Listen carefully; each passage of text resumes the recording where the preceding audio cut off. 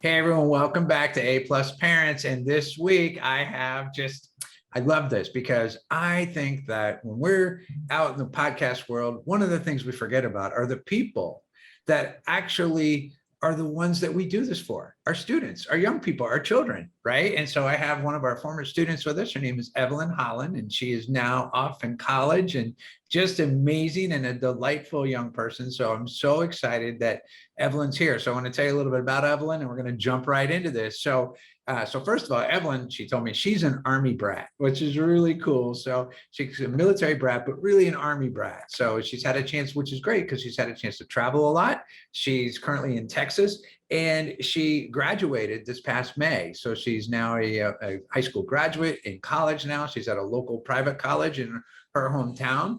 And here's something amazing about Evelyne. So Evelyne, as a high school student, she wrote, this is amazing, right? So she wrote two one-act plays. They both got produced. So I know she's going to want to share that with us about what she's up to.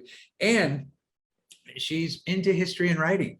So here's someone who's well-traveled. She's into history. She likes writing. She has a family, career, military family. So it's just so great. So Evelyne, I'm so just thankful that you decided to say, hey, yeah, let's do this. So welcome. And our podcast is called A Plus Parents. So we're out there to talk to parents about people that are looking at maybe they're already been homeschooling for a long time and they just want to hear just that one or two things, and especially hearing from a young person, what are those extra little things that they could do for their kids at home?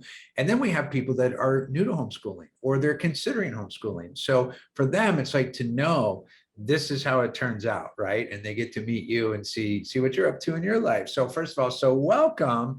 And why don't you start with telling us a little bit about your family, like family, siblings. I know you've got, because I know when you used to come to the math class, because she's one of our former students, right? I'd see little Evelyne's in the background hopping around and saying, hey. So, so tell us a little bit about you and your family. Yeah, well, thank you so much for having me on, first of all. I'm the oldest of four kids. There's me, and then my younger brother, Ethan. He's about 3.5 years younger than me. And then there's my youngest brother, Elijah, who is 4 years younger. And we adopted him from China back in 2017. And then my youngest sister, her name is Elizabeth. She's 11 years old, and we brought her home from Korea in 2011. Wow. Wow. Wow. Now, did you get to go to China and Korea to get them and meet them? Unfortunately, no. The first time we with my with my sister's adoption, it was just easier for both of my parents to go over and pick her up, and then my brother and I, we stayed with our grandparents. And then the second adoption, so for Elijah, I had actually had a basketball tournament the same weekend we were supposed to leave to go pick him up, and so I had to stay behind with my sister. But Ethan got to go. Um, so unfortunately, no, I didn't get to visit. Oh, well, that's okay. Well, maybe you'll get to go when they want to go back and see people from their homeland. You can go with them. So that'd Yeah. be cool. Very awesome. Well, that's great. All right. So a family of four, diversified family, two adopted children, two. That's so cool. So, all right. So how long were you homeschooled? Did you homeschool your whole entire, all of your grades, or did you ever go to a different school? I technically went to private school twice a week back in kindergarten, but other than that, I've been homeschooled my whole life. Never taken a class in a public school before, but I've done, co-ops and different things. Right. Okay. So when you say a co-op, tell me what was your co-op experience like? Because oftentimes people are like co-ops, what do they hear about them, right? But to hear it from you as a student, what was it like for you to go to a co-op? Right. So my first co-op experience, I think I was like 6 at the time, and it was really just we met at our friend's church, and we had different parents leading different classes. So I took like an art class, and we learned like soldering and painting, and then we had another history class.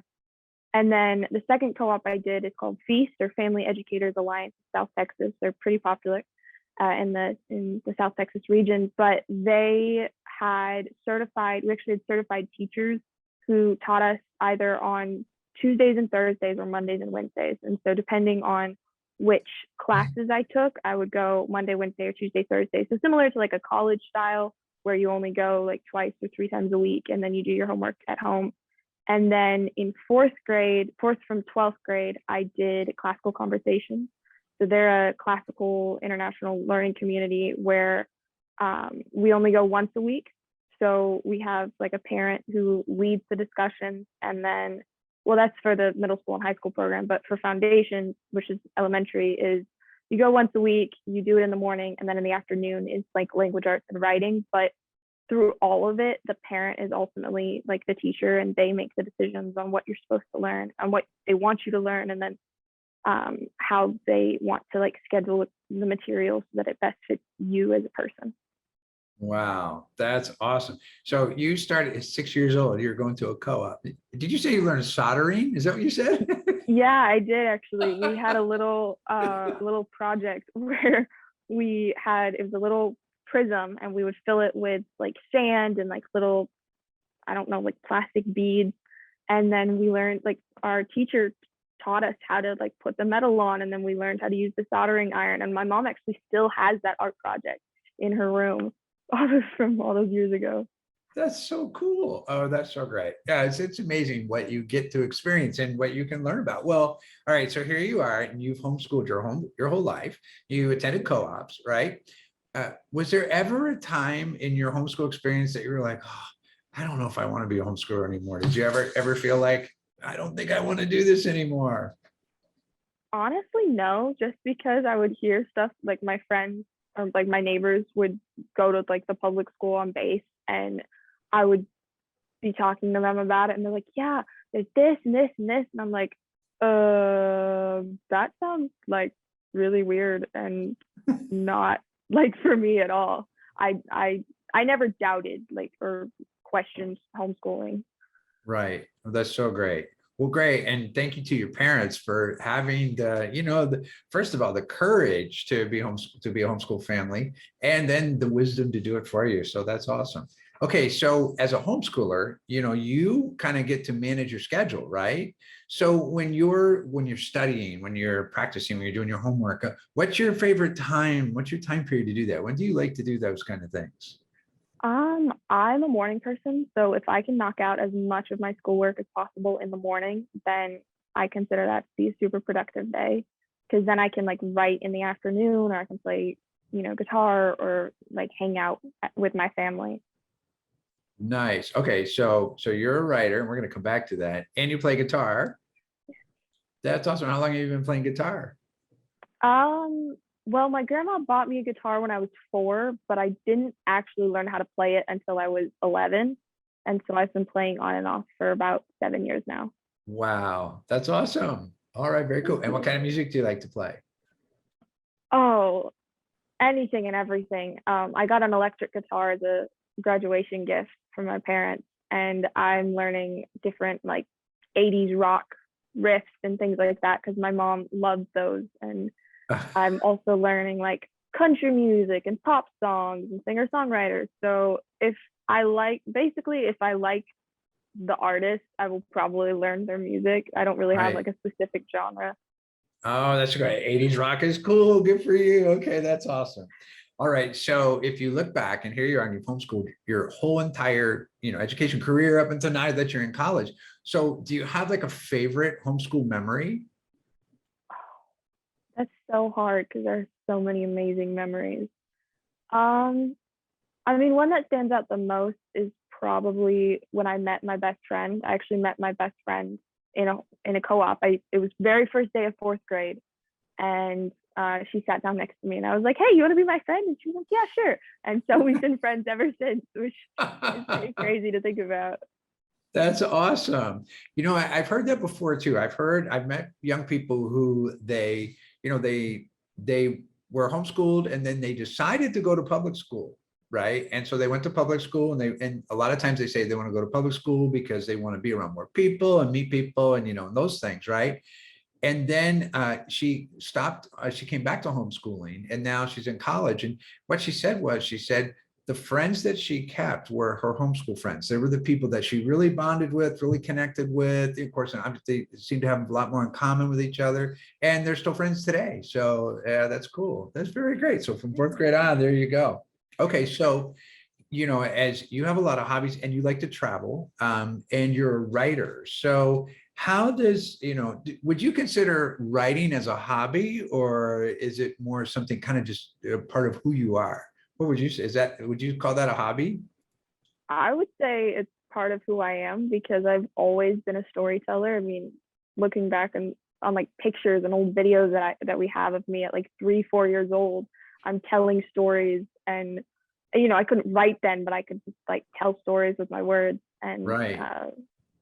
yeah, like if I don't know if I could ever picture myself not writing. Like That's that's just awesome. part of me. That's so great. Okay, so tell us about the plays that you wrote then. Yes. So the first play that I wrote was called Fox. It was a one-act play that was performed in 2018, and it was about the gunpowder plot of 1605. So kind of a random date in history, but I was actually studying it in, I think, like third grade history class. And basically, what happened was this was, early 1600, King James, the guy who wrote or commissioned the King James Bible, he was dealing with a lot of like religious unrest in the country because there was this huge divide between the Protestants and the Catholics. Now, King James was Protestant, and most of his current parliament was Protestant. Well, about a group of 13 Catholics, they were like, we don't like the king. We're afraid that he's going to tear apart the country, so we need to put a stop to it. And their idea of putting a stop to it was blowing up Parliament House. So over a year span, they moved like 36 barrels of gunpowder into the basement of Parliament House. And they were going to blow up Parliament on the first day that it opened, which was November 5th. And Guy Fawkes, I don't remember his real name, but he had worked with the Spanish during one of their wars as their like weapons expert. And so the morning of November 5th, he's down in the basement with a candle and a dark match, and he's about to light all of these barrels on fire and create a giant explosion that was going to create like a blast radius of 5 miles. When all of a sudden, guards searched the cellar. And this was the first time in history that they'd ever searched it. Now, the crazy thing is, nobody knows who told the guards to search the cellar and then led to the arrest of Guy Fawkes.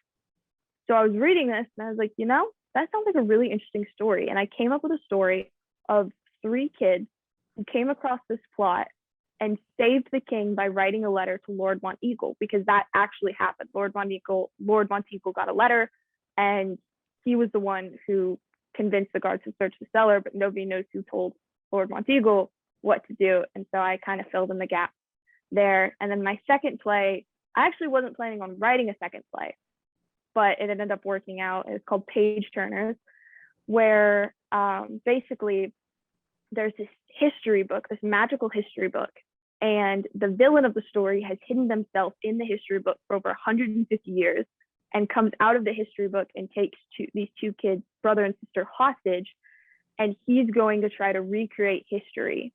So to basically lost his sister in a train crash and is trying to save his sister again by recreating the train crash in present day, because according to his science and like the science of the story is time will warp and the crash will be erased, but he doesn't realize that his sister's also going to be erased as well. So that's kind of what the protagonist has to fight for, is like fighting for their lives and then fighting for making sure that like history doesn't get erased. Wow, that's amazing. Okay, so and you're a great storyteller. Like I'm like completely in, like, oh my gosh, I didn't know it, especially the story about King James, and that's so cool. And now you could take it and create a a whole storyline out of it. So were you, if it's a one-act play, were you in the play? Were you a character in the play? Did you perform too?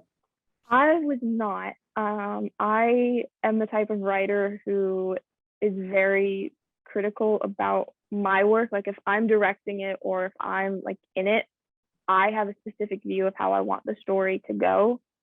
So when I wrote both of those plays, but specifically with Fox, I said I don't want to audition.